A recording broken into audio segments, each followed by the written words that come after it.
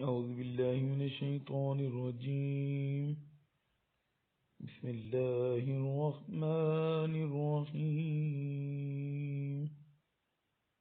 رب زدني علما رب زدني علما رب زدني علما. Chapter 4 quadratic equations. आज हमारा topic है discriminant, nature of roots. Question number 7 है prove that x square over a square plus m x plus c whole square over b square is equal to 1 will have equal roots.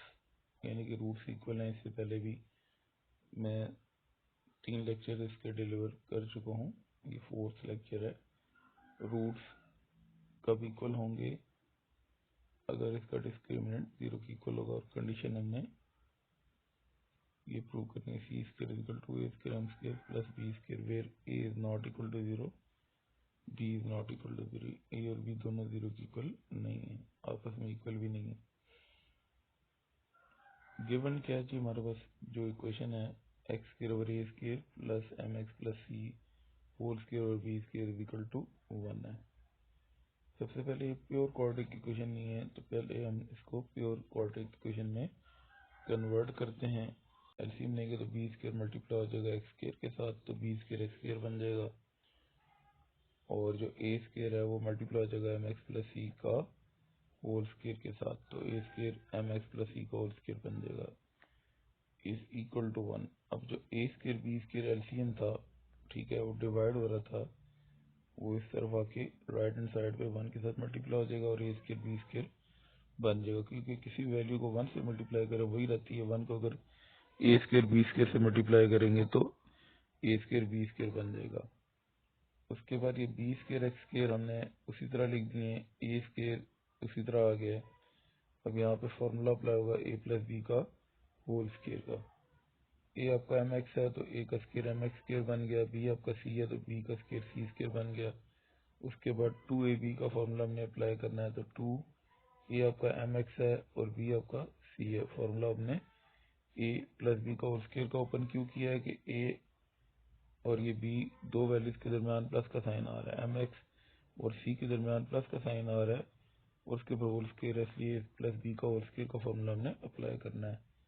B square x square as it is लिख दिया, plus ए का square भी as it is लिख दिया. M x का square है तो M का भी स्क्वायर और एक्स का भी स्क्वायर है.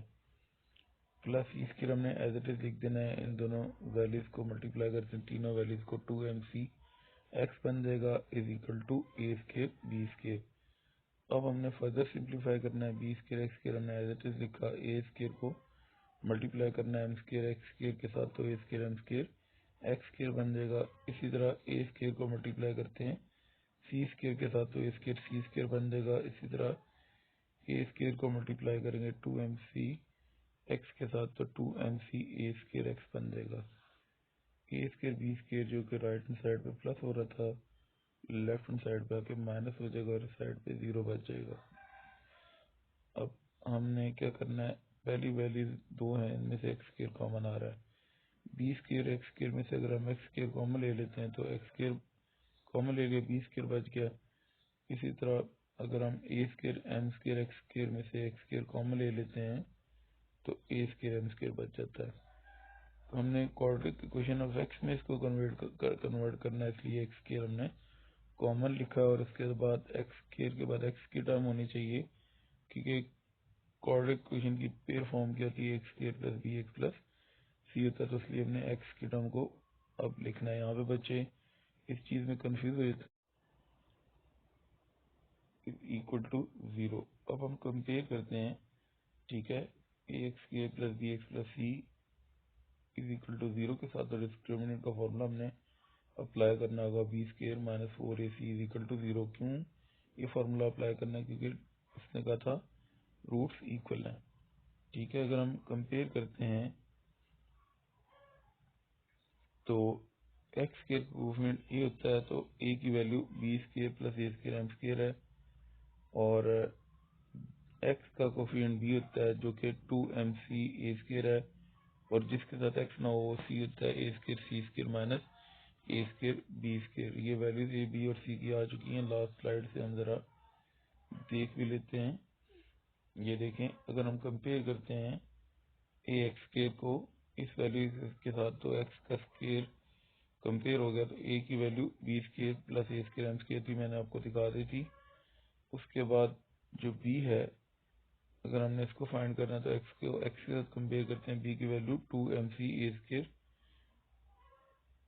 2mc ए स्केयर है, और ये आपके पास सी बच जाता है। अगर हम कंपेयर करते हैं इसको ए square C square minus A square B square, ये तीनों वैल्यूज हमारे पास आ चुकी हैं। डिस्क्रिमिनेंट का फॉर्मूला क्या है, बी स्केयर माइनस 4ac। इसको हमने 0 की इक्वल करना है, क्यों कि उसने कहा था कि रूट्स इक्वल हैं। रूट्स अगर इक्वल हैं तो डिस्क्रिमिनेंट का formula B square minus 4ac 0 की इक्वल होता है। यहाँ पे मैंने लिखा हुआ भी है, as roots of the given equation will be equal if discriminant is equal to 0। Values put करते हैं, बी स्केयर है तो बी की वैल्यू क्या है 2mc, ए स्केयर है तो इसके ऊपर स्केयर हमने लगा लेना है। उसके बाद हमने -4 एज इट इज लिखा, ए की वैल्यू क्या है बी स्केयर प्लस ए square plus B square plus ए स्केयर एम स्केयर। उसके बाद जो सी की वैल्यू है क्या, A square C square minus A square B square is equal to 0, तो हमने एज इट इज लिखना है। अब हमने क्या करना है, इसको सिंप्लीफाई करना है। 2mc ए स्केयर का स्केयर है तो 2 का स्केयर है 4, m का भी स्केयर है m स्केयर, c का भी स्केयर है c स्केयर, और ए स्केयर का स्केयर क्या हो जाएगा, ये 4 हो जाएगा। -4 हमने एज इट इज लिखना है, बाकी अब इन वैल्यूज को मल्टीप्लाई करना है। अगर बी स्केयर को ए स्केयर सी स्केयर से मल्टीप्लाई करते हैं, ए square B square C square multiply हो रहे हैं, बी स्केयर ए स्केयर सी स्केयर लिख सकते हैं, ए square B square C square भी लिख सकते हैं, जिस तरह मर्जी लिखते हैं।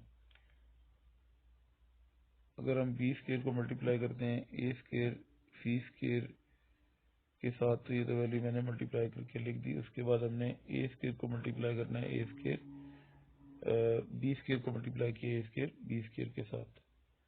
बी स्केयर को ए स्केयर बी स्केयर से मल्टीप्लाई करते हैं तो ए स्केयर बी 4 बन जाएगा, क्योंकि बी स्केयर है और ये भी बी स्केयर है, बी स्केयर और बी स्केयर मल्टीप्लाई के बी 4 बन जाएगी। साथ ए का स्केयर भी मल्टीप्लाई हो रहा था, साथ नेगेटिव का साइन। अब हमने ए स्केयर एम स्केयर को ए स्केयर सी स्केयर से मल्टीप्लाई करना है, तो देखें ये भी ए स्केयर है ये भी ए स्केयर है, तो क्या आ जाएगी, ए की पावर 4 हो जाएगी। साथ सी का स्केयर है और साथ एम का स्केयर भी है, ये हमने लिख दिया है।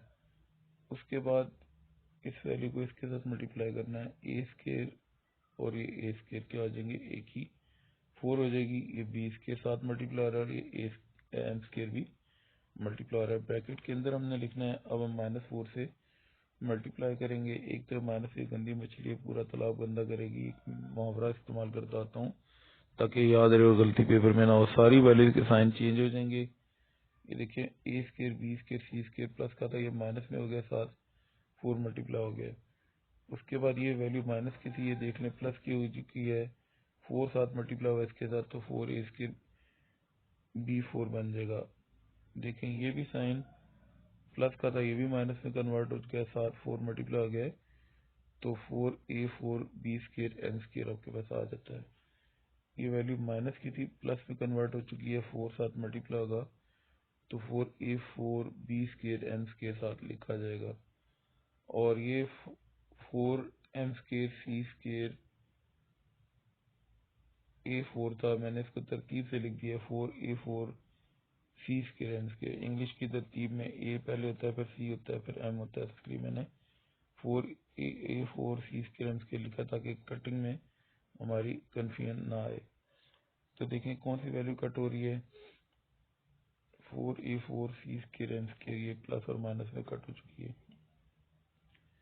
अब फिर क्या वैल्यू बच चुकी है, 4a स्केयर बी 4, ये मैंने लिख दिया। फिर 4a4 B square M square, ये मैंने लिख दिया सेकंड नंबर पे। और ये माइनस वाली वैल्यू थी, इसको मैंने लास्ट में लिखा है, क्योंकि पॉजिटिव अच्छी चीज़ होती है, इसको पहले लिख लें, अच्छी बात हो जाएगी। -4a square B square M square, वरना ये कैलकुलेशन की मिस्टेक हो जाती है। यहाँ पे अगर हम देखते हैं 4a square B square common आ रहा है, तो b4 था तो इसलिए बी स्केयर हमने कॉमन ले लिया, तो बी स्केयर बच जाना है। ए स्केयर और 4 तो हमने कॉमन लिया हुआ था।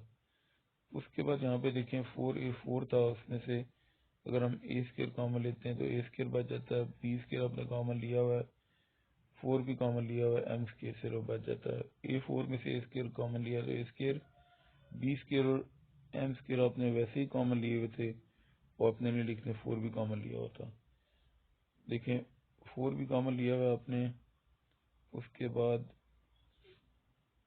आपने ए स्केयर भी कॉमन लिया हुआ है, बी स्केयर भी कॉमन लिया हुआ, तो सिर्फ सी स्केयर बच जाएगा साथ, नेगेटिव का साइन इज इक्वल टू 0। ये राइट हैंड साइड पे आके क्या हो जाएगा, डिवाइड। 0 के नीचे कोई वैल्यू डिवाइड होके वो 0 हो जाती है, तो आपके पास क्या बच जाएगा, बी स्केयर प्लस ए square M square minus c square. ये आपने b square plus A square M square minus c square as it is लिख दिया, 0 over 4 a square B square 0 बन जाएगा। अब ये जो माइनस सी स्केयर है लेफ्ट साइड से राइट साइड पे आके प्लस सी स्केयर बन जाता है, और इस साइड पे बी स्केयर प्लस ए स्केयर एम स्केयर बच जाता है। ठीक है, अगर हम b square plus A square M square is equal to c square था तो c square is equal to a square M square plus B square लिख देने से फर्क नहीं पड़ता, क्योंकि दोनों वैल्यूज बराबर हैं। तो मेरे चैनल को लाइक, सब्सक्राइब और दूसरे के साथ शेयर लाजमी कीजिए अगर आप अच्छी वीडियोस को, आसान वीडियोस को देखना चाहते हैं। अगर आप सब्सक्राइब नहीं करेंगे तो जो आसान लेक्चर्स हैं उससे आप महरूम रहेंगे, और दूसरों को फॉरवर्ड करना, इल्म फैलाना नेकी का काम है, तो आप अपना